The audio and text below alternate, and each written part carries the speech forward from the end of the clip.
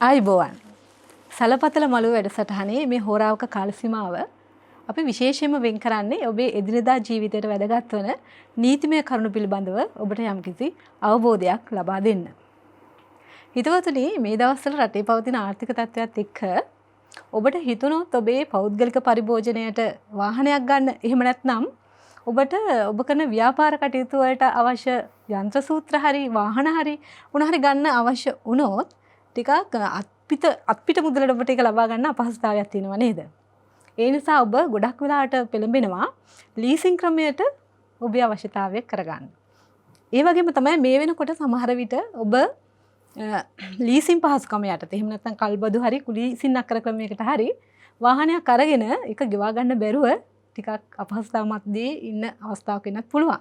ඒ නිසා අපි අද දවසේ හිතුවා සලපතල මළුව ඔබට රැගෙන එන යුක්තිය උදෙසා නීතිය තුළින් ඔබ දැනුවත් කරොත් හොඳයි කියලා කුලීසින් අකර ගිවිසුම් සහ කල්බදු ගිවිසුම් වලට අදාළ නෛතික තත්ත්වය සම්බන්ධයෙන්.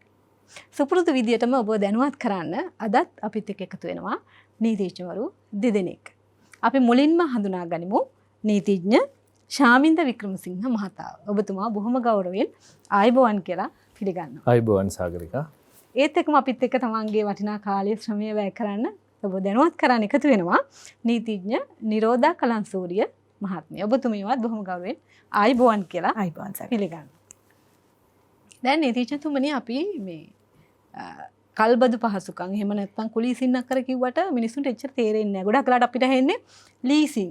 ලීස් එකට වාහනයක් ගත්තා, ලීස් එකට මොකක් හරි අන්ත සූත්‍ර ගත්තා වගේ නැහෙන්නේ. ඇත්තට මොකද්ද මේ ලීසින් පහසුකමක් කියන්නේ? එහෙම නැත්නම් කල්බදු ගිවිසුමක්, කුලීසින් අකර ගිවිසුමක් කියන්නේ මොකද්ද කියන එක ගැන අපි පොඩි පැහැදිලි කිරීමක් මුලින්ම කරමු. ඔව් දැන් සාගරිකා කවුරු හරි කෙනෙක්ට තමන්ගේ අතේ තියෙන මුදලින් යම්කිසි උපකරණයක් ගන්න අමාරු නම් ඒ වගේ එක්කෙනෙක්ට කරන්න පුළුවන් ක්‍රම කීපයක් තියෙනවා. එකක් ඒගොල්ලන්ට පුළුවන් වෙනම ලෝන් එකක් දාලා ඒ භාණ්ඩය මිලදී ගන්න. එහෙම නැත්නම් ඒගොල්ලන්ට පුළුවන් ඒගොල්ලන්ගේ අතේ යම් මුදලක් තියෙනවා නම් ඒ මුදල යොදාගෙන ඊට අමතරව යට හිඟ තියෙන කොටස මූල්‍ය ආයතනයකින් ගන්න පුළුවන්. මෙතෙන්දි වෙන්නේ එයා ඉස්සර වෙලාම භාණ්ඩයක් තෝරගන්නවා. වාහනයක් නම් වාහනේ තෝරගෙන එයත් එක්ක එකඟතාවයකට එනවා විකිණුම් මිල සම්බන්ධයෙන්.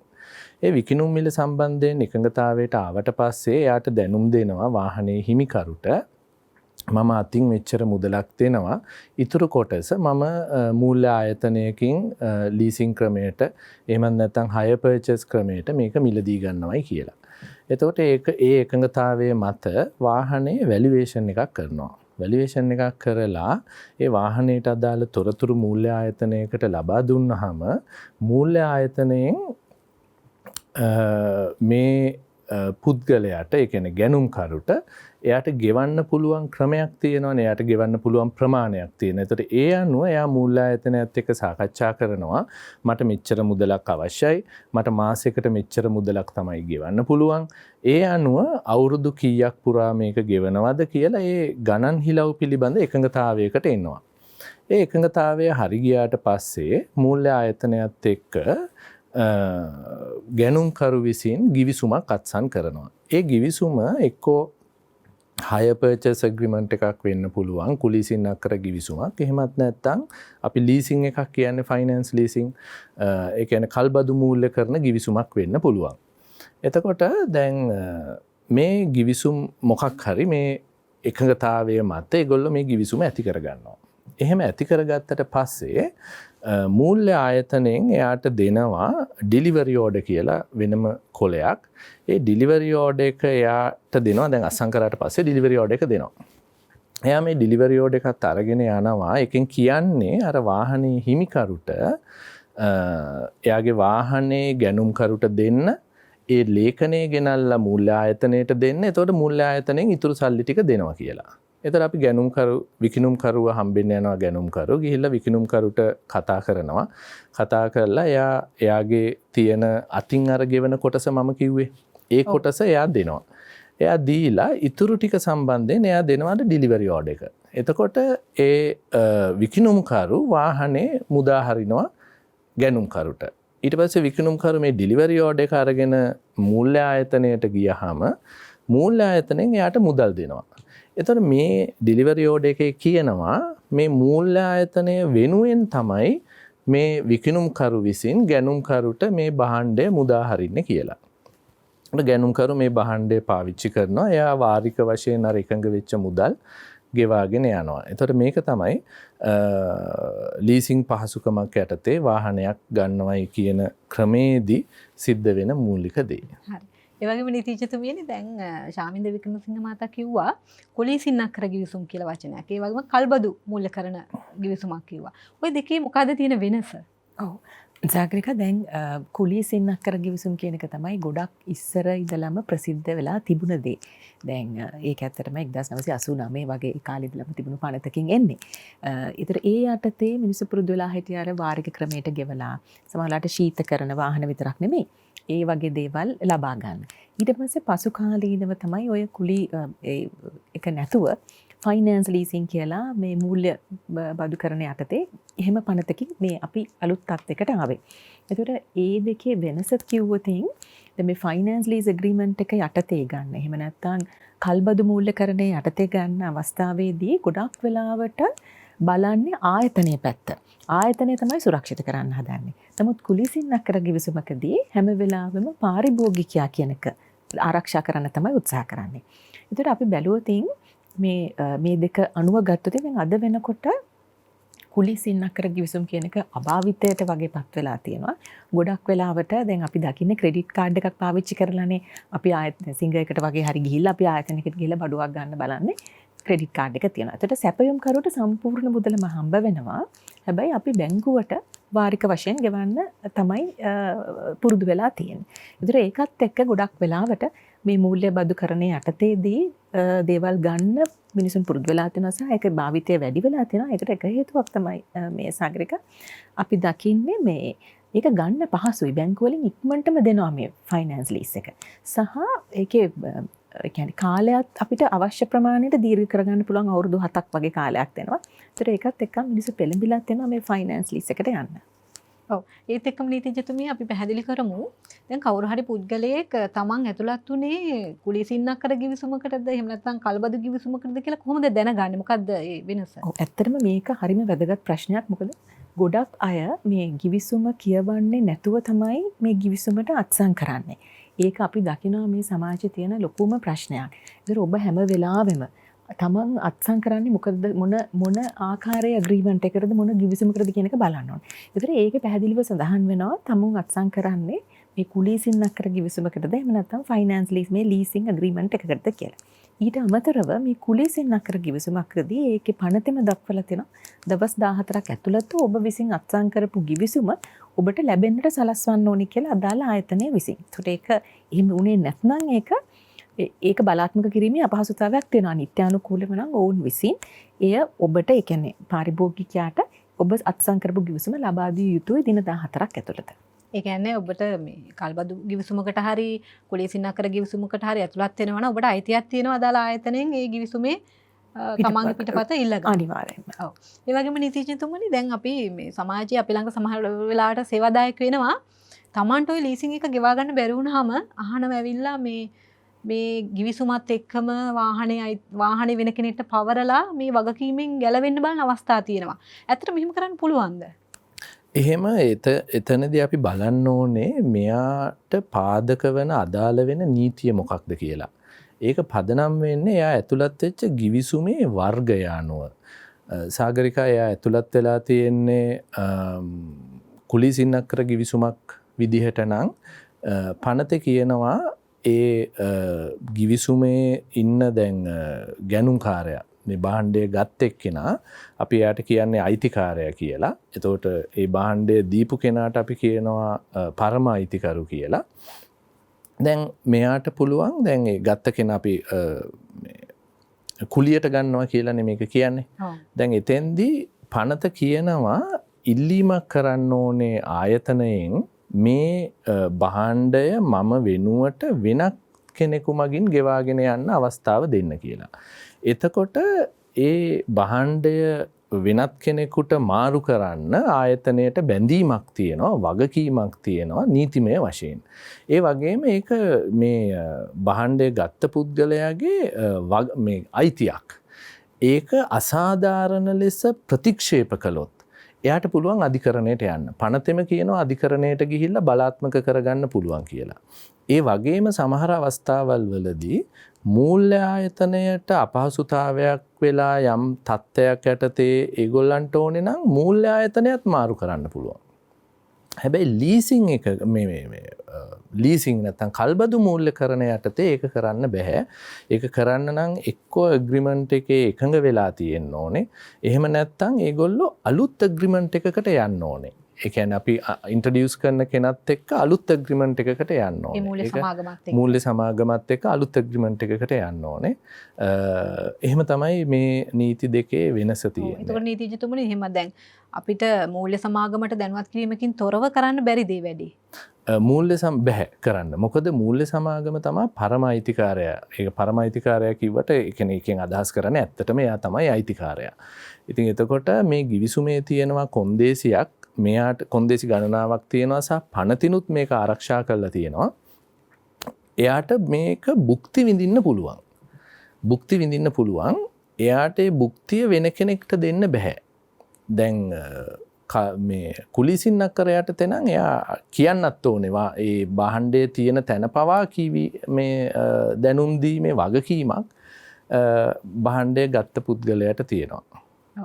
එතකොටනේ අපි දැන් ඔය විදියට කුලිසින්නක්කර ගිවිසුමකින් හරි කල්බදු ගිවිසුමකින් හරි මූල්‍ය සමාගමක් එක්ක ගිවිසුම් ගත උනාට පස්සේ ඔබට ඒ ලීසින් වාරිකේ ගෙවා ගන්න බැරි වුණොත් මොකද වෙන්නේ? අපි ඒ ගැන කතා කරමු මේ කෙටි විරාමයෙන් පස්සේ.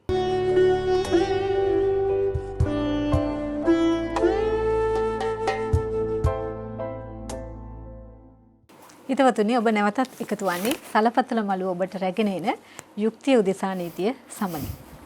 නීතිඥතුමියනි දැන් අර මම කලින් විරාමයට කලින් කිව්වා වගේ යම්කිසි ලීසින් පහසුකමක් ගත්ත කෙනෙකුට ඕක ගෙවාගෙන යන්න බැරි වුණොත් මොකද වෙන තත්ත්වය? ගෙවාගෙන යන්න බැරි වුණොතින් කරන්න පුළුවන් දේවල් කීපයක් තියෙනවා. එතකොට ඒ කියන්නේ එකක් තමයි අපිට ගිහිල්ලා කියන්න පුළුවන් ඒ ආයතනයට අපිට ගෙවීමේ හැකියාවක් නැහැ. ඒ නිසා අපිට මේ වාහනේ ගන්න ගොඩක් අය එහෙම මේ විකල්ප අවස්ථාවකටත් එනවා. වාහනේ තියාගන්න අපි පුළුවන් තරම ගෙවනවා. එහෙම කියලා එහෙම අවස්ථාවකුත් තියෙනවා. එහෙම නැත්නම් අපිට පුළුවන් දැන් ඔතෙන්දි වෙන්නේ දැන් ෆයිනෑන්ස් ලීසින් එකකදී සාගරිකා ඒගොල්ලන්ට විකුණන්න ඕනේ ප්‍රමාණයක් කියලා එකක් නේද? දැන් කුලිසින්නක්කර ගිවිසුමකදී නම් වැලියේෂන් එකක් අරගෙන විකුණන්න ඕනේ. ඕනෙම එතකොට හිතන ගණන් වලට විකුණන්න බෑ. නමුත් මෙතනදී ඒගොල්ලන්ට විකුණන්න පුළුවන්. ඉතින් අඩුවට විකුණන්නත් පුළුවන්. එහෙම වුණොත් අපිට දැන් ඉතුරු ටික අපිට ගෙවන්න වෙනවා. ඒ අවස්ථාවේදී. ඒ නිසා හොඳම දේ තමයි ඔබ විසින් කෙනෙක් ඉන්ට්‍රොඩියුස් කරන්න අඳුන්ලා දෙන්න පුළුවන් නම් Tamanට කෙනෙක් හොයාගෙන මේ අපගේ වාහනේ ගන්න කෙනෙක් අඳුන්ලා දෙන්න පුළුවන් නම් ඔබට ලැබෙන අලාභය අඩු කරගන්න පුළුවන්. ඉතින් අපිට ගෙවන්න විදිහක් නැත්නම් අපිට නඩු පැවරීමකට යන්න කලින් හොඳම දේ තමයි එහෙම ආයතනයට ගිහිල්ලා ඔබ කතා කරලා ඒක අවසන් කර ගැනීමට කටයුතු කරන එක. ඒ වගේම නීතිඥතුමනි දැන් ඔබතුමත් කලින් කිව්වා වාරික කීපයකින් මේ සම්පූර්ණ මුදල ගෙවන ක්‍රමයන්නේ තියෙන්නේ. යම්කිසි පුද්ගලයෙකුට මේ සල්ලි ටිකක් හොයාගන්න පුළුවන් වෙලා මේක එකපාර ගෙවන්න පුළුවන් හැකියාවක් තියෙනවා. ඒ ගිවිසුම එහෙම අවසන් කරන්න පුළුවන්ද? දැන් කුලිසින්නක්කර ගිවිසුමක් ගත්තොත් එහෙම ඒ කියන්නේ හයර් පර්චේස් එකක අයිතියක් විදියට එයාට කලින් ඉවර කරන්න පුළුවන්. හැබැයි එයා දින කීපයකට කලින් සති දෙකකට විතර කලින් ඒක දැනුම් දීමක් කරන්න ඕනේ මූල්‍ය ආයතනයට මගේ කැමැත්තක් තියෙනවා කියලා ඉතිරි වාරික සියල්ල ගෙවලා මේ ගිවිසුම අවසන් කරගන්න සහ හිමිකම Tamanට අරගන්න. එතෙන්දී මූල්‍ය ආයතනයට නියමිත කාලයට කලින් දැනුම් දුන්නොත් ඒගොල්ලෝ යම් මුදලක් අඩු කරනවා. අඩු කරලා එයාට ඉතුරු කොටස ගෙවන්න කියලා ඒ අවස්ථාව ඒගොල්ලෝ සලසලා දෙන්න ඕනේ මූල්‍ය ආයතනයේ විසින්. නමුත් දැන් ලීසින් යටතේ ඒ කියන්නේ මෙහෙම අයිතියක් නැහැ. එතකොට එයාට ව්‍යංගයෙන් බලාපොරොත්තු වෙනවා ඒ සම්පූර්ණ මුදල ඒ නිසි පරිදි ඒ විදිහටම ගෙවාගෙන යන්න. ඒ කියන්නේ වාරික විදිහටම. ඔව් වාරික විදිහම ගෙවාගෙන යන්න. එහෙම නැත්නම් ඒගොල්ලන්ට ඒගොල්ලන්ට වෙන අපහසුතාවයේ සම්බන්ධයෙන් යම් අමතර මුදලක් අය කරගන්නත් පුළුවන්. නමුත් අර ප්‍රායෝගිකව දැන් මිනිස්සු බොහොම අකමැති වෙනවනේ මේ වගේ දෙයකට. ඒගොල්ලන්ට අර සේවාදායක මේ ගනුදෙනු කරුවත් එක්ක යහපත් සම්බන්ධතාවයක් පවත්වාගෙන යාමේ අරමුණින් යම් මුදලක් අඩු කරලා දෙන්න පුළුවන්. නමුත් ඒක අයිතියක් විදියට ඉල්ලන්න බෑ. ලීසින් යටතේ, හයර් පර්චේස් යටතේ ඒක අයිතියක් විදියට ඉල්ලන්න පුළුවන්. ඔව්. ඔය එක්කම අපි නීතිඥතුමනි පොඩි පැහැදිලි කිරීමක් කරමු. දැන් යම්කිසි පුද්ගලයෙකුට වාරික ගෙවාගෙන යන්න බැරි නම් ඌට හෝ ඇයට පුළුවන් ද මේ වාහනේ ගිහිල්ලා බාර දෙන්න ඒ අදාළ මූල්‍ය ආයතනයට. එහෙම බාර දීලා මේක අවසන් කරගන්නත් පුළුවන්ද? බාර දීලා අවසන් කරගන්නත් පුළුවන්. එතෙන්දී අපි බලන්න ඕනේ බාර දෙන එක වාසි සහගතද කියලා. දැන් ඒ වාසි සහගතද කියන එකෙන් අදහස තමයි දැන් අපි හිතමු දැන් වාහනේට යම් මිලක් තියෙන්න ඕනේනේ. දැන් කුලීසින්නක් කර ගිවිසුමක් යටතේ, ඒ කියන්නේ හයර් පර්චේස් යටතේ එකඟතාවයක් තියෙනවා අනිවාර්යෙන්ම වාරික සියල්ල ගෙව්වට පස්සේ ඒ භාණ්ඩයේ හිමිකම ගැනුම්කරුට පවරන්න. නැත්නම් කුලී ගැනුම්කරුට පවරන්න එකඟතාවයක් තියෙනවා. දැන් අපි ලීසින් එකක් ගත්තොත් එහෙම ඒක මේ බදු ගිවිසුමක්නේ. ඒතරේ බදු ගිවිසුම අවසානයේ මේ ස්ථීර වශයෙන්ම හිමිකම පවරනවා කියලා එකක් නැහැ. නමුත් ඇග්‍රීමන්ට් එකේ එකඟ වෙලා තියෙන්න පුළුවන් හිමිකම පවරනවයි කියලා. දැන් මෙතෙන්දි වෙන්නේ දැන් හයර් පර්චේස් යටතේ අපි ඒ අදාළ භාණ්ඩයට මිලක් නියම කරනවා. ඒ මිලට පොලියක් එකතු කරනවා. එයා කාලයක් තිස්සේ මේක ගෙවාගෙන යනවා වාරික වශයෙන්. එතකොට අර හිමිකම පිළිබඳව එකඟතාවයක් තියෙන හින්දා මේක විකුණන්න ගියාම අපි මූල්‍ය ආයතනයට බාර දුන්නොත් ඒගොල්ලෝ ටෙන්ඩර් කෝල් කරන්න ඕනේ. වාහනේට මේ වැලිවේෂන් එකක් ගන්න ඕනේ. තක්සේරු වාර්තාවක් අරගෙන ඊට වැඩි මුදලකට ඒගොල්ලන්ට විකිණීමේ වගකීමක් තියෙනවා. නමුත් ලීසින් එකක එහෙම වගකීමක් මේ ලීසින් එකක කල්බදු පහසුකමක එහෙම වගකීමක් නැහැ. එතෙන්දි දැන් අපිට මිලියන 10ක වාහනයක් ඒගොල්ලන්ට ඕනේ නම් මිලියන 20කට විතර විකුණන්න පුළුවන්. විකුණලා ඉතුරු සම්පූර්ණ මුදලම අය කර ගැනීම සඳහා කටයුතු කරන්න පුළුවන්. එතෙන්දී නඩුමකට යන්න පුළුවන්. එතෙන්දී දැන් ඒක ගෙවා ගන්න බැරි වුණොත් ඒකේ අපකරුවන් පවා අපහසුතාවයටපත් වෙනවා. ඒකින්ද මෙතෙන්දී වඩා සුදුසු වෙන්නේ මේ අදාළ භාණ්ඩය ගිහිල්ලා බාර දීලා කරගන්නවා මේ ගනුදෙනු ඉවර කරගන්නවට වඩා මේක මිලදී ගැනීමට කෙනෙක් කැමති නම් කල්බදු මූල්‍ය මේ හයර් පර්චේස් යටතේ අර ඇග්‍රීමන්ට් එකම අරයට ට්‍රාන්ස්ෆර් කරන්න පුළුවන් ඕනේ නම්. ඒ ලීසින් යටතේ නම් අර එයා එකඟ වෙන මිලට අනුව මුදල් ගෙවලා එයාට අලුත් ලීසින් එකක් අරගන්න කටයුතු කරන්න පුළුවන්. එතකොට අර උපදෙස් දෙන්න බෑ මේ ආයතනයට බාර දීලා නිකන් හිටියොත් විශාල පාඩුවක් වෙන්න පුළුවන් වාහනේ වර්තමාන භුක්ති විඳින පුද්ගලයාට. ඒ නිසා ඒ ගැනත් පොඩ්ඩක් සැලකිලිමත් වෙන්න අවශ්‍ය වෙනවා. නීතිඥතුමියනේ හිටපු ගමන් අපිට අහන්න ලැබෙනවා මේ වාරික දෙක තුනක් කීපයක් ගෙවා ගන්න බැරි වෙච්ච ගමන් පාරේ යන ගමන් එහෙම නැත්නම් වැඩ කටයුතු කරගෙන ඉන්න ගමන් ඇවිල්ලා මේ වාහනේ ලීසින් ආයතනයෙන් තහනමට ගත්තා කියලා. බලෙන් ඇවිල්ලා මිනිස්සු බිමට බස්සලා ඒ වගේම අපි අහනවනේ සමාජයේ එහෙම කරන්න පුළුවන්ද? ඔව් ඇත්තටම සාගරිකා එතනට යන්න කලින් තව චූටි දෙයක් ශමින්ද අපි කිව්වොත් හොඳයි කියලා මට හිතුණා. දැන් සමාජයේ අපිට ගොඩක් ඇවිල්ලා කියනවා මට ගෙවා ගන්න බෑ. පුළුවන් ද පවර් ඔෆ් ඇටර්නි එකක් දීලා මේ මගේ මේ අහවලාට මේක මේව කරන්න කියලා. ඒත් ඇත්තටම නිත්‍යානුකූලව එහෙම දෙයක් පනතේ නම් කියලා නැහැ.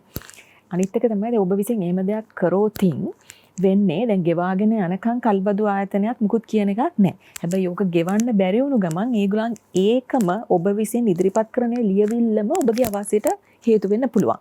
ඒ නිසා ඒ වගේ දේවල් අපිට උපදෙස් දෙන්න බෑ නිත්‍යානුකූලව ඒක කරන්න කියලා. නමුත් සමාජයේ එහෙම දේවල් සිද්ධ වෙනවා. ඔබ ඇසූ ප්‍රශ්නයට ගියොතින් මේ බලෙන් වාහන ගන්න පුළුවන්ද කියන එක. මෙතනදී ඇත්තටම පනති පැහැදිලිවම කියලා තියෙනවා.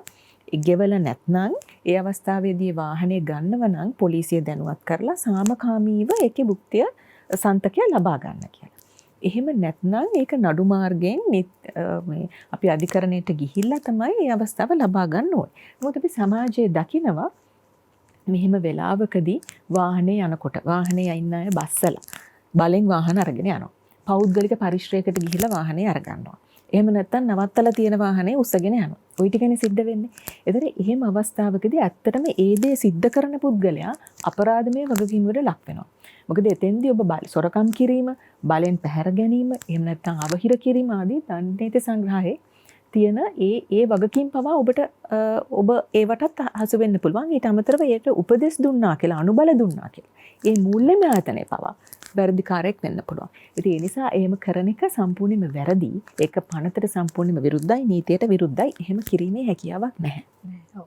ඒ වගේම මේ මං හිතන්නේ සාගරිකා මං තව දෙයක් එකතු කරොත් නිරෝධා මේ දැන් හය පර්චස් යටතේ පනතේ කියනවා මේ 29 වගන්ති මගේ මතකේ නිවැරදි නම් දැන් එග්‍රිමන්ට් එකට දානවා කොන්දේසියක් මූල්‍ය ආයතනයේ සේවකයින්ට නැත්නම් මූල්‍ය ආයතනයේ නියෝජිතයින්ට මේ වාහනේ තියෙන ස්ථානයට ඇතුළු වෙලා ඒක අරගන්න අයිතිය තියෙනවයි කියලා. ඒ කියන්නේ වාරික ගෙවීම පැහැර වාරික ගෙවීම පැහැර හැරියොත් කිවිසුම උල්ලංඝනය කරොත් ඒ වාහනේ තියෙන තැනට ඇතුළු වෙලා මේක ගන්න පුළුවන් කියලා ඉවර වෙලා කොන්දේසියක් තිබුණොත් පනත කියනවා ඒ කොන්දේසිය අවලංගුයි කියලා.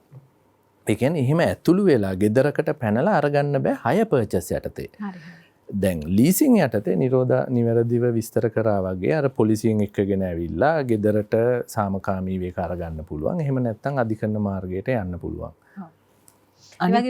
අනිත් දේ තමයි සාගරික දැන් සමහර මූල්‍ය ආයතන විසින් කරනවා කියලා අපිට ආරංචි වෙලා තියෙනවා. දැන් මෙහෙම ඒට අදාළ වගන්තිය. ඒ කියන්නේ ගිහිල්ලා මේක ගන්න බැහැනේ ඇත්තටම පනත යටතේ ඒ වගන්තිය අයින් කරලා අත්සන් කරගන්නවා කියලා පාරිභෝගිකයන්ගේ. එහෙම කරලා උසාවියට ගිහිල්ලා මේක මේ වෙද්දි කියනවා කියලා එහෙම වගන්තියක් නැහැ කියලා. එහෙම විත්තිවාචකයක් ගේන. මොකද මේ දේවල් පනතට විරුද්ධයි. ඔව්. ඔබ ඇත්තටම මම හිතන්නේ මේ කියන කරුණ ගැන සැලකිලිමත් වුණොත් ඔබට අනාගතයේදී සිද්ධ වෙන ගැටලු රාශියකින් අත්මිදෙන්න පුළුවන් වෙයි. ඒත් එක්කම නීතිඥතුමනි අපි මෙන්න මේ වගේ අවස්ථාවක් ගැන කතා කරොත් ඒ කියන්නේ යම්කිසි පුද්ගලයෙක් කල්බදු ගිවිසුමක් යටතේ එහෙම නැත්නම් කුලිසින්නක් කර ගිවිසුමක් යටතේ එකම ආයතනයකින් වාහන දෙකක් ලබා ගන්නවා. දැන් ওই වාහන දෙකේ වාරික ගෙවාගෙන යද්දී නීතිඥතුමනි යම් අවස්ථාවක ආර්ථිකමය ගැටලුවකින්ද එකකට ගෙවා ගන්න බැරි වෙනවා. එහෙම වුණාම පුළුවන්ද අදාළ ආයතනයත් එක්ක කතා බහ කරලා මේ වාහන දෙකෙන් එකකට සම්පූර්ණ ගෙවන විදියට හදාගෙන අනිත් වාහනය දින වගකීම් අයින් කරගන්න. සාගරිකා එතෙන්දී දැන් ගොඩක් වෙලාවට දැන් සෙනග මේක මොකක්ද කියලා තීරණය කරන්නේ ඒගොල්ලෝ කරන්නේ ගිහිල්ලා Taman කැමති දැන් උදාහරණයක් විදියට එක දැන් වාහන දෙකක අපි හිතමුකෝ වාරික ගෙවලා නැහැ කියලා දෙකක. එතකොට හිඟ තියෙනවා වාහන දෙකේම. දැන් මේගොල්ලෝ දැන් ඇතුල් වෙලා තියෙන්නේ hire purchase agreement එකක් නම් එතකොට එයාට අයිතියක් තියෙනවා Taman කැමති වාහනයකට වාරික ගෙවලා ඒක මුදා ගන්න. එහෙම නැත්නම් ඒ භාණ්ඩය අරගන්න පුළුවන් කැමති එකකට වාරික ගෙවලා. එතෙන්දී මේ ගැනුම්කරුට තමයි අයිතිය තියෙන්නේ කොයි මේ භාණ්ඩයටද එයා වාරික ගෙවන්නේ කියලා. තෝරා ගැනීමක් කරන්න පුළුවන් හරියටම හරි. නමුත් ලීසින් යටතේ එහෙම අයිතියක් පනතෙන් දීලා නැහැ. එතකොට අපි දැන් එක ලීසින් එකකට අපි ඇතුල් වෙලා තියෙනවා නම් ඒ ඇග්‍රීමන්ට් එකට අනුව දැන් අපි ගිහිල්ලා මුදල් බඳිනවා එක වාහනයකට හැබැයි ඒගොල්ලෝ කපා ගන්නවා වෙනත් වාහනයකට. එතකොට දැන් අපි හිතමුකෝ දැන් එක වාහනයකට තියෙන වාරික 3ක් ගෙවුවාම සම්පූර්ණ මුදල ගෙවලා ඉවරයි. තව එකකට වාරික 36ක් ගෙවන්න තියෙනවා. එතකොට අර 3ක් ගෙවපු එකට අපි ගෙවන්නේ ඒක මුදා ගැනීමේ බලාපොරොත්තු වෙන්නේ. හැබැයි ඒගොල්ලෝ මේ මුදල කපා ගන්නවා අර වාරික 36ක් තියෙන එකට. ඒක ලීසින් යටතේ අපිට අයිතියක් විදිහට ඉල්ලන්න බෑ. මේ hire purchase යටතේ අපිට ඒක අයිතියක් විදිහට ඉල්ලන්න පුළුවන්. හරි. ඒ වගේම නීතිඥතුමියනි දැන් දෙපාර්ශ්වයක් අතර ඔය වගේ ගිවිසුමක් ඇති වුණාට පස්සේ විශේෂයෙන් කුලිසින් අක්කර ගිවිසුමක් ගැන කතා කරොත් ඒක නිත්‍යානුකූලව අවසන් කරන්නේ කොහොමද? ඔව් ඒක ඇත්තටම අවසන් කරන්න පුළුවන්කම තියෙනවා. ඒගොල්ලන්ට ගිහිල්ලා අපිට කලින් උනත් එතනට ඉදිරිපත් වෙලා මේ අවසන් කරන්න පුළුවන්. ඒ අවස්ථාවේදී ඔබ විසින් මේ අදාළ මුදල ගෙවන්න තියෙනවා. ඒ මුදල ගෙවුවෙන් පස්සේ එතන අවසන් වෙනවා. කොහොමත් 75%ක මුදලක් ගෙවලා නම් ඒගොල්ලන්ට ඒක තියාගෙන ඉන්න බෑ. ඔබට ඒක අයිතිය ලබා ගැනීමේ අනිවාර්යයෙන්ම හැකියාව තියෙනවා. සහ ඔබ කලින් ගෙවුවොත් සමහරට ඔබට ටිකක් අඩු කරලා ඒ අදාළ මුදල ගෙවන්නත් පුළුවන්. හැබැයි නමුත් ලීසින් වලදී එහෙම නෙමෙයි. ලීසින් වලදී ඔබ කලින් ගෙවනවා නම් එතන early settlement fee එකක් කියලා ටිකක් වැඩිපුර මුදලක් ඔබෙන් ලබා ගන්නත් පුළුවන් ඒ ආයතනය විසින්. ඒතර ඒ ආකාරයෙන් ඔබට ඒ වේල පහ ඉවර කර ගැනීමට අවශ්‍ය නම් ඔබගේ ඒ ණය පිළිබඳ තියෙන වගකීම ඒ විදිහට අවසන් කරන්න පුළුවන්. ඔව්. දැන් ඒ වගේම අපි ඔය ගිවිසුම් වලදී දකිනවා මේ ගොඩක් වෙලාවට අධිකරණ වලදී අපිට හම්බ වෙනවා මේ අදාළ වාහනේ ගත්ත ප්‍රධාන නායකරු නෙවෙයි සාක්ෂියට අත්සන් කරපු. ඒ කියන්නේ අපකාරයෝ වෙච්ච කට්ටිය බොහොම අපහසු තැන්වලට මේ වැටෙනවා. ඔවුන්ට වගකීමක් එනවා සමහරවිට අර ප්‍රධාන නායකරු මගහරින වෙලාවක. ඒ මුදල ගෙවන්න අදාළ මූල්‍ය ආයතනයට. දැන් ඒ වගේ අර්ථයෙන් බලනකොට මේ අපකාරුවෙක් නීති ඉස්සරහදී මේ පරිස්සම් වෙන්න ඕනේ කොහොමද? අනිවාර්යයෙන්ම ඔබ අපකාරුවෙක් විදිහට අත්සන් කරනවා නම් ගොඩක් වෙලාට තමන්ගේ යාළුවටනේ අත්සන් කරන්නේ. ඒතර ඔබ බොහොම සැලකිලිමත් වෙන්න ඕනේ. මොකද එතෙන්දී යාළුකම් වෙනයි ඊට පස්සේ ඔබට තමයි මුදල ගෙවන්න වෙන්නේ. සමහර අවස්ථා තියෙනවා ප්‍රධානම වශයෙන්ම මුදල ණය මුදල ගනිපු කෙනා ඉන්නවා. නමුත් ඔහු සම්පූර්ණයෙන්ම සැඟවිලා සිටිනවා. ඒතර ඔබට අපකාරය වශයෙන් මේ සම්පූර්ණ වගකීමට භාජනය වෙනවා. ඒ අවස්ථාවේදී අපකාරයන් දෙදෙනෙක් සිටිනවා නම් සමානව බෙදෙනවා. නමුත් ඔබට ඔබගේ දීපල පවා සමහර වෙලාවට ඒ වගකීමට යටත් වෙනවා. අපකාරයක් වුණත්. ඔව්. සැලකිලිමත් විය යුතුයි. අපකාරයක් විදිහට අත්සන් කරද්දී. ඔව්. අපි කෙටි විරාමයකට පසු නැවතත් වැඩසටහන එක එකතු වෙමු.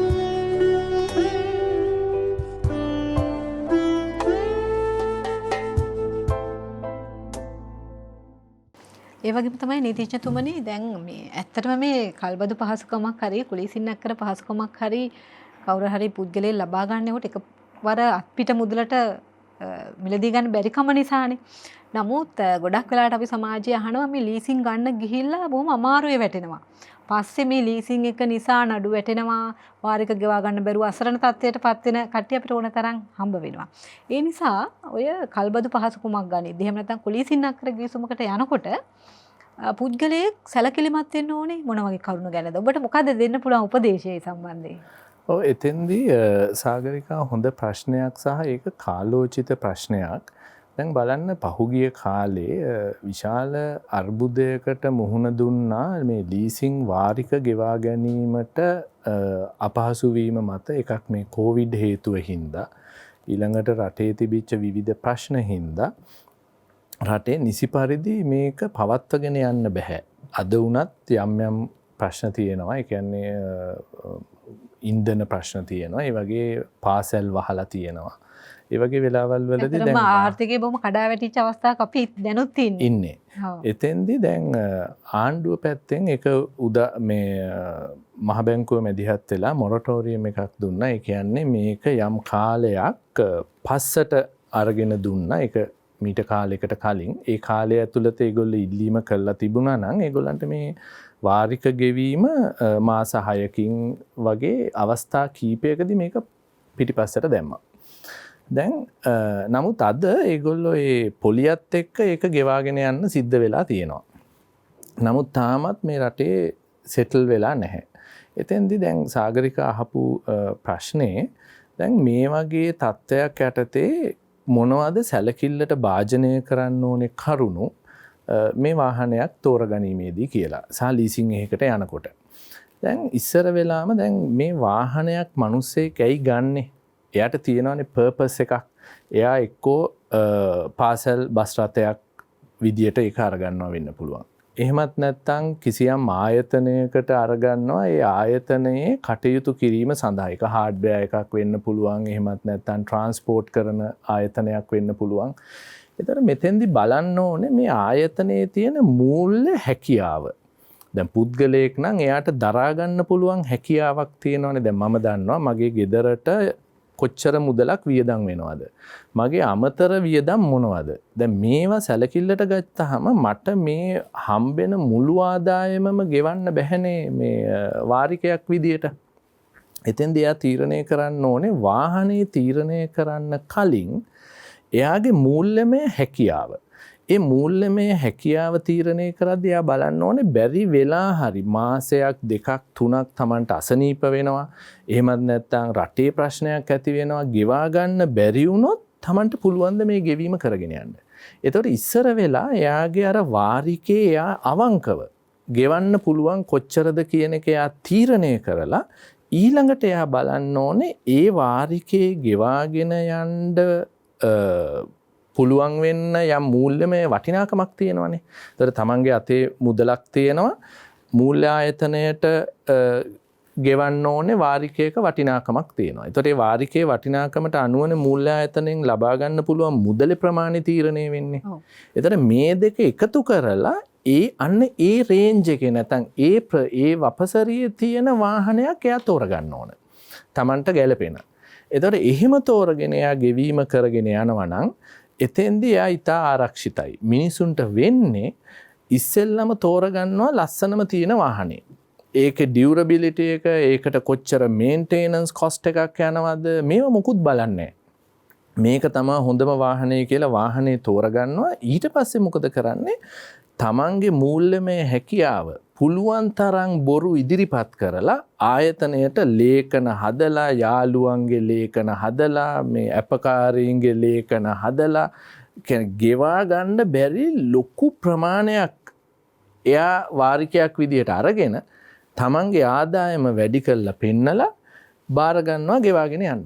මූල්‍ය ආයතනය මේක දන්නේ නැහැ. ඒතකොට මූල්‍ය ආයතනයෙන් කියනවා එයාගේ ආදායම් ප්‍රමාණවත් තියෙන හින්දා එයාට ඒක ගෙවාගෙන යන්න කියලා. මේක හින්දා මහ බැංකුව තීරණය කරනවා වරක් දැන් 100%ක ලීසින් එකක් දෙනවා වෙනුවට මහ බැංකුවෙන් නියම කරනවා 130යි ලීසින් එක ගෙවන්න කියලා. එතකොට එයාට 100%ක් ලීසින් දාලා ගන්න බෑ. එයාට ගන්න පුළුවන් වාහනේ වටිනාකමින් අර වැලියේෂන් එකෙන් 170ක මුදලක්. දැන් මෙතෙන්දි මේ සෙනග තව වැඩක් කරනවා. මේගොල්ලෝ මොකද කරන්නේ? මේගොල්ලෝ අර 70%ක්නේ දැන් මූල්‍ය ආයතනෙන් දෙන්නේ. ඉතුරු 130ට පර්සනල් ලෝන් එකක් දානවා. තවත් ණයක් අරගන්නවා. ඒ කියන්නේ ණය පිට ණය අරගන්නවා. අරගෙන ඉවර වෙලා ඊට පස්සේ දැන් මේ වගේ යම් කිසි ප්‍රශ්නයක් මේවා ඇත්තටම බලාපොරොත්තු නොවන ප්‍රශ්න. නමුත් අපි හැම වෙලේම ගමනක් යනකොට බලන්න ඕනේ ආරක්ෂා සහිතව යන්න. රැයට ගෙදර නිදා ගන්න පුළුවන් වෙන්න ඕනේනේ. එහෙම නැත්නම් අපි රැය එළි වෙනකන් වැඩ කරනවා නම් ගෙදර පවුලේ උදවිය සමග කාලේ ගත කරන්න නැත්නම් ඇත්තටම එහෙම ජීවත් වෙලා වැඩක් නැහැනේ. එතකොට හොඳම දේ තමයි Tamanට ගැළපෙන වාහනේ අරගෙන ගෙවන්න පුළුවන්, දරා ගන්න පුළුවන් වාරිකයකට එකඟ වෙලා ගන්න එක තමයි මම හිතන්නේ මේ වෙලාවේ මහජනතාවට දෙන්න පුළුවන් හොඳම උපදෙස. කිසිම වෙලාවක බොරු කියලා Tamanගේ ආදායම වැඩි කරලා මේකක් විතරක් නෙමෙයි සාගරිකා. ගයක් වුණත් හවුසින් ලෝන් එකක් අපි අරගන්න හොඳ නැහැ. ඒකින්ද ඒක තමයි මම හිතන්නේ අපි මහජනතාවට දෙන්න ඕනේ උපදෙස කියලා. ඔව්. මම හිතන්නේ හේතු තුනේ ඔබට මේ හදිසියට ලීසින් ගන්න ඔබ ලබන ආදායමට වඩා වැඩියෙන් පෙන්නලා කොහොම හරි ලීසින් එකක් ගන්න යනවද? එහෙම නැත්නම් අනාගතයේ ගැටලු වලට මුහුණ දෙන්නේ නැතුව ඔබට ඇත්තටම දරා ගන්න පුළුවන් මාසික වාරිකයකින් මේ ලීසින් පාස්කම ලබා ගන්නවද කියන එක ගැන ඔබට තීරණය කරන්න මම හිතන්නේ නීතිඥතුමා හොඳ උපදේශයක් තමයි මේ වෙලාවේ ලබා දුන්නේ. ඒත් එක්කම නීතිඥතුමියනි අපි පැහැදිලි කරමු ඔය වගේ මේ ලීසින් එකට යන කෙනෙකුට අනාගතයේ ගැටලුවකට හසු වෙන්නේ නැති වෙන්න ආරක්ෂිතව මේක ගෙවාගෙන යන්න නම් මොන වගේ ක්‍රමයකටද ලීසින් එක ගන්න ඕනේ? ඔව් සාගරිකා. දැන් අපි මේ ශමින්ද කියපු දෙයට තව චුට්ටක් එකතු කරොත් අපි බලන්නේ හැම වෙලාවෙම දැන් බුදුරජාණන් වහන්සේ පවා කියලා තියෙනනේ අනනසුඛය කියලා කියන්නේ අපි ණය බරින් නිදහස් වෙලා ඉන්න තරමට ඒක අපේ ඔළුවට හරි නිදහස්. ඉතින් ඒ වුණාට අපේ සමාජයේ හැම වෙලෙම බලන්නේ අසල්වැසියාගේ වාහනේ කොහමද? එහෙමනම් මම මොන වගේ වාහනයක් ගන්න ඕනේද? කියන එතන අපි බොහොම තරගකාරී තත්වයකට අපේ මනස ගෙනියනවා. එහෙම නැතුව අර මෙතුමා කිව්වා වගේ අපි හැම වෙලාවෙම අපිට පුළුවන් ප්‍රමාණය මොකද්ද? අපි උපයන ප්‍රමාණය මොකද්ද? ඒ අනුව අපිට ගෙවන්න පුළුවන් ප්‍රමාණය. මොකද ඔබ පවුලේ දේවල් නඩත්තු කරන්න ඕනේ, තව දේවල් වගකීම් තියෙනවා ඔබ විසින් ඉෂ්ට කරන්න ඕනේ. ඒ හැමදේම මොකද වාහනය ගැනීම විතරක් නෙමෙයි ප්‍රථම සහ එකම භෝගේ බලාපොරොත්තු වෙන්න ඕනේ. ඒතර එහෙම වුණාම තමයි අපි මොකක් හරි සමාජයේ ඇතිවෙන මොකක් හරි අපි හිතමු COVID-19 වගේ තත්ත්වයක් හොයවා ඔබගේ ආර්ථික ගැටලුවක් හොයවා අවස්ථාවේදී ඔබට ගෙවා ගන්න බැරි අපහසුතාවයකටපත් වෙන්නේ. ඒතර හැම දෙයක්ම නැති වෙලා යනවා. ඒ නිසා ඔබ මුලින්ම ඔබගේ ආදායම මොකක්ද කියලා බලලා ඒකට සරිලන මොකද්ද අපි ගන්න වාහනය කියලා බලලා වාරිකය බලලා ඒ අනුව ඔබ සූදානම් වුණා නම් මේ බොහොම ගැටලුවක් නැති වෙන්න පුළුවන්. එතකොට මේ ඔබ ඇසු ගැටලුව මේ සාගරිකා අපි කොහොමද ආරක්ෂිතව මේ වගේ ගිවිසුමකට එළඹෙන්නේ? පළවෙනි දේ තමයි ඔබ ඔබගේ ආදායම් මට්ටම ගැන සැලකිලිමත් වෙන්න ඕනේ. අනිත් දෙක තමයි අනිත් කාරණේ තමයි අපි බොහොම දෙනා කරන වැරද්ද අපි මේ දේවල් කියවන්නේ නැතුව තමයි අත්සන් කරන්නේ. එතකොට අපි අග්‍රී වෙන්නේ මොනවටද? අපි එකඟ වෙන්නේ මොනවටද? මේකේ කොච්චරක ඉන්ට්‍රෙස්ට් එකකටද? කොපමණ වාරිකයක් ගෙවන්න ඕනේද? එතකොට ඒ දේවල් ඔබ දැන් කවුරු හරි කිව්වා කියලා හරියන්නේ නැහැ ඒ ආයතනයේ ඉන්න කෙනෙක්. ඔබ පරීක්ෂා කරලා බලන්න ඒ ගිවිසුමේ ඇත්තට මේ කියන දේවල් තියෙනවද කියලා. එතකොට ඒ ගෙවන්න පුළුවන් කාලය ඒ ඔබට කියපු කාලයමද ගිවිසුමේ සඳහන් වෙන්නේ කියන දේවල් ගැන ඔබ කියවලා බලන්න. එහෙම තේරෙන්නේ නැත්නම් ඒ කියවන්න බැරි නම් ඒක මන් දන්නවා ඒ අපි කවුරුත් දන්නවා ඒ ඇග්‍රීමන්ට් එක ටිකක් දිගයි. කියවන්න තමාරුයි චූටි අකුරු කියලාත් කියනවා. හැබැයි දැන් ඕක ඉංග්‍රීසියෙන් විතරක් නෙමෙයි සෙන්ට්‍රල් බැංක් එකෙන් කියලා තියෙන මේ බැංකුවෙන් කියලා තියෙන විදිහට හැම භාෂාවෙන්මත් ඔබට ලබා ගන්න පුළුවන්. කියන්නේ ඔබගේ භාෂාව අනුව ඔබට ඒ අදාළ භාෂාවෙන් ඒ ඇග්‍රීමන්ට් එක ඉල්ල ගැනීමේ හැකියාව තියෙනවා. එහෙම කරලා කියවන්න. කියවන්නත් බැරි නම් කියවලා දෙන්න කියලා කියන්න. එතකොට මේ වාරිකය මේ ඉන්ට්‍රෙස්ට් එක පොලිය තියෙන තැන පෙන්නලා දෙන්න කියලා කියන්නේ. ඔබ බලන්නේ ඇස් දෙකෙන් ඒකටද ඔබ එකඟ වෙන්නේ කියලා. එහෙම කරලා ඔබ ඒ ගිවිසුමට එළඹුණොත් මම හිතන්නේ ඔබට ඉදිරියේදී ඇතිවන ගැටලුකාරී තත්ත්වයන්ගෙන් මිදෙන්න පුළුවන්. මොකද ඔබ දන්නවා මේ කාලය තුල මම මේ වාරිකයක් ගෙවන්න ඕනේ. එහෙම වුණේ නැත්නම් මට වෙන්නේ මේකයි කියලා. ඒ ආකාරයට ඔබ ආරක්ෂිතව ක්‍රියාමාර්ගවලට එන්න මේ ගිවිසුමට එළඹීමේදී. ඔව්. එතෙන්දි දැන් ඒගොල්ලන්ට පුළුවන් නම් බලන්න දැන් අත්සන් කරන ගිවිසුමේ වර්ගය. අපි කල්බදු මූල්‍ය කරන ගිවිසුමකටද යන්නේ? එහෙම නැත්නම් කුලීසින්නක්කර ගිවිසුමකටද යන්නේ? එතෙන්දි කුලීසින්නක්කර ගිවිසුමක් යටතේ මේක ලබා ගැනීමේ හැකියාව තියෙනවා නම් ආරක්ෂාවෙන් වැඩි ආරක්ෂාවක් තියෙනවා මේ භාණ්ඩය මිලදී ගන්න පුද්ගලයාට. නමුත් මූල්‍ය ආයතන මෙතෙන්දී යොදා ගන්නා ක්‍රමයක් මූල්‍ය ආයතන ලීසින් වල පොලිය ඉන්ට්‍රස්ට් එක අඩු කරලා දෙන්නේ. නමුත් කුලීසින්නක්කර ගිවිසුමකට යනවා නම් ඉන්ට්‍රස්ට් එක වැඩි. එතකොට අපි හැම වෙලේම තෝරගන්නේ ඉන්ට්‍රස්ට් එක අඩු නම් අපි ලීසින් එකකට යන් කියලා. අපි ගිහිල්ලා කියන්නේ මට ලීසින් එකක් දෙන්න කියලානේ. ඉතින් එතකොට අපි හැම ඒ ලීසින් යටතේ අපිට තියෙන බොහෝ අයිතිවාසිකම් අපි අතාරිනවා. අතහැරලා මූල්‍ය ආයතනයට වාසිදායක ඇග්‍රීමන්ට් එකකට අපි අත්සන් කරනවා. ඒකින්ද පොඩ්ඩක් කොපියක් කලින් ඉල්ලගෙන ඒක ගෙනල්ලා පරීක්ෂා කරලා බලලා අත්සන් කරන එක තමයි හොඳ. නමුත් ඇත්තටම මේ වගේ දෙයක් අර කේවල් කිරීමේ ශක්තියක් නැහැනේ බොහෝ අවස්ථාවලදී. ඒකින්ද අර දෙන ඩොකියුමන්ට් එක සයින් කරනවා. ඒක අත්සන් කරන්න ගියාමත් අන්තිම මොහොතේ තමයි අත්සන් කරන්න දෙන්නේ. අර තියෙන හැම එකකටම අත්සන් අර ගන්නවා. එතෙන්දි ඉතින් ටිකක් ලස්සන ගෑනු ළමෙක් එහෙම වාඩි වෙලා හිටියාම පොඩි ලැජ්ජාවකුත් තියෙනවානේ. ඉතින් එයා අහනවා අයියෝ ඔක මොකද්ද මේක 0.5 පොලිය වැඩි වෙලා තියෙන්නේ. ඕක අත්සන් කරමු අද දැන් නැත්තම් දැන් වාහනේ ගෙනියන්නත් නේද බලාපොරොත්තුෙන් ඉන්නේ කියලා කිව්වහම දැන් මෙයාට ටිකක් නිකන් ලැජ්ජයි වගේනේ. කෝටිපතිය වගේ අරක ටක් ගාලා අත්සන් කරලා දාලා එනවා. එහෙම නෙමෙයි තමන්ගේ අයිතිය මත තමන් කතා කරන්න ඕනේ. මට තියෙන්නේ මේ මං එකඟ වෙච්ච මිලක් තියෙනවා නම් ඒ මිල මට දෙන්න කියලා කියන්න හැකියාවක් ගොඩනගා ගන්න පුළුවන් නම් තමන්ගේ අයිතිවාසිකම් මත නිදාගත්තොත් තමන්ට කවුරු මොනවත් හම්බෙන්නේ නැහැනේ. නීතියනොත් හම්බෙන්නේ නැහැ. ඉතින් ඒ අනුව තමන්ගේ අයිතිවාසිකම් තමන්ට එක්ක බලාත්මක කරගන්න ඕනේ. නැත්තම් මේ වගේ වෙලාවකදී එහෙම උදව් කරන්න පුළුවන් මේ ප්‍රොෆෙෂනල්ස්ලා ඉන්නවා. ඒගොල්ලන්ගේ ඒ උදව් අරගන්න ඕනේ. අරගන්න ඕනේ. ඒත් එක්ක පැහැදිලි කරමු නීතිඥතුමනි දැන් යම් කිසි පුද්ගලයෙක් කල්බදු පහසුකමක් ගත්තට පස්සේ එහෙම නැත්නම් කුලීසින්නක්කර ගිවිසුමකට එළබිලා වාරික ගෙවාගෙන යන අතරතුර ඕක වාරික කීපයක් ගෙවාගෙන යන්න බැරි වුණාම ගෙදරට ලියුම් එනවා. මේක අවසන් කරා කියලා ගිවිසුම. දැන් එහෙම මේ එකපාර අවසන් කරන්න පුළුවන්ද සහ අදාළ මූල්‍ය ආයතන මේ ඒ ගිවිසුම අවසන් කරන්න මොනවද අනුගමනය කරන ක්‍රම? දැන් අපි කතා කරපු ප්‍රධාන නීති දෙකක් තියෙනවා. එකක් ලීසින් අනිත් එක hire purchase. අපි හුරු වචන දෙක පාවිච්චි කරමු. දැන් hire purchase යටතේ නම් කුලිසින්නක්කර යටතේ නම් අපි ඒ ගිවිසුම අවලංගු කරන්න ක්‍රම 3ක් තියෙනවා. ප්‍රධාන ක්‍රම 3ක්. ඒ කියන්නේ දැන් ඒ වාරික ගෙවීම සතිපතා කරනවා නම් සතිය ගානේ හෝ ඊට අඩු කාලයක සමහර වෙලාවට දිනපතා වාරික ගෙවන කට්ටිය ඉන්නවා. සතිපතා ඉන්නවා.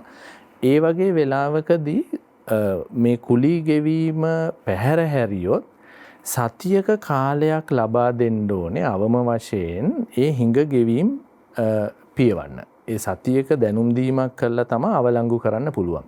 ඊළඟට ඊට වඩා වෙනස් කාලයක් නම් දැන් මාස්පතා ගෙවනවා නම් අවම වශයෙන් සති දෙකක දැනුම් දීමක් එයාට කරන්න ඕන.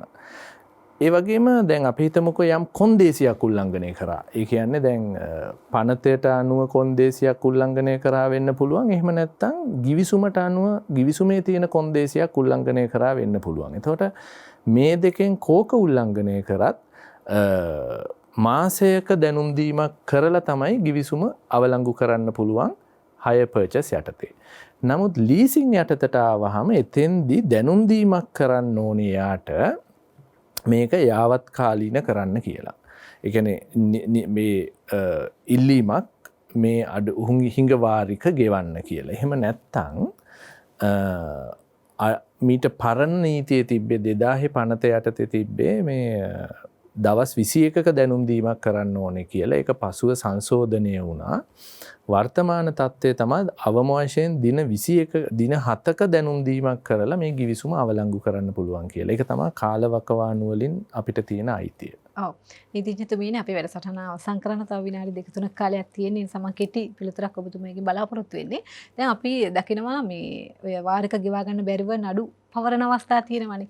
එතකොට අධිකරණයේ නඩු කටයුත්ත යන අතරේ සේවාදායකයෝ මේ අදාළ මූල ආයතනයට ගිහිල්ලා මේ සමතයකට එනවා. ඒ කියන්නේ කොටසක් ගෙවලා හරි. ඒ වගේ අවස්ථාවකදී මේ ඔහුගේ පැත්තෙන් අයිතිවාසිකම් ආරක්ෂා කර ගන්න නම් වඩාත්ම සුදුසු මොකද්ද? සාගරික නඩුවක් පවතින අවස්ථාවකදී ඔබ වෙනම ගිහිල්ලා මේ වාරික ගෙවන්න යන්න එපා.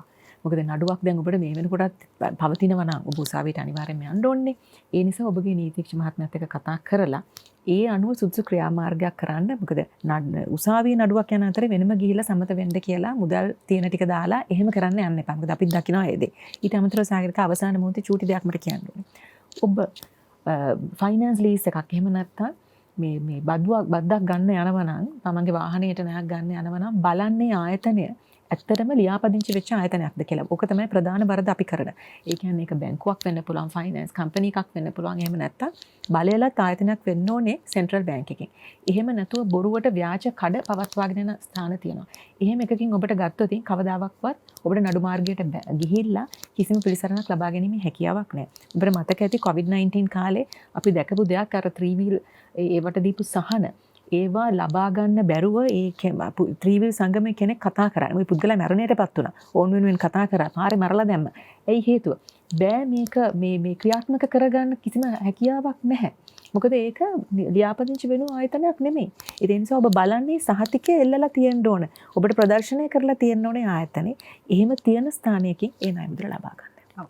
හිතවතුනි අපි අද දවසේ යුක්තිය උදෙසා නීතිය තුළින් ඔබ දැනුවත් කරේ කුලීසින්නක්කර ගිවිසුම් සහ කල්බදු ගිවිසුම් වලට අදාළ නෛතික තත්ත්වය සම්බන්ධයෙන් අපි විශ්වාස කරනවා ඔබ මේ මොහොතේ කුලීසින්නක්කර ගිවිසුමකට ඇතුළත් වෙලා ඉන්නවනම් එහෙම නැත්නම් කල්බදු ගිවිසුමකට ඇතුළත් වෙලා ඉන්නවනම් එහෙමත් නැත්නම් ඔබ අනාගතේ මේ වගේ ගනුදෙනුවක් කරන්න බලාපොරොත්තු වෙමින් ඉන්නවනම් ඔබට බොහොම වැදගත් තොරතුරු ටිකක් මේ නීතිඥවරු දෙදෙනාම ඔබට ලබා දුන්නා කියලා. එහෙනම් අපි අද දවසේ ඔබ දැනුවත් කරන්න මැදිරියට පැමිණි නීතිඥ ශාමින්ද වික්‍රමසිංහ මහතාට වගේම නීතිඥ නිරෝධා කලන්සූරිය මැතිණියට බොහොම ගෞරවයෙන් ආයුබෝවන් කියලා ස්තුතිය පුද කරමින්ම සමු දෙනවා. ආයුබෝවන් සාගරිකා. හිතවතුනි මේ වගේම ඔබේ දිනදා ජීවිතයට වැදගත් වන නීතිමය කරුණක් සමග ලබන සතියේ ඔබ හමු වන බලාපොරොත්තු අපි යුක්තිය උදෙසා නීතිය තුළින් අද දවසේ සමු ගන්නවා. ඔබ සැමටම සුබ සතියක්.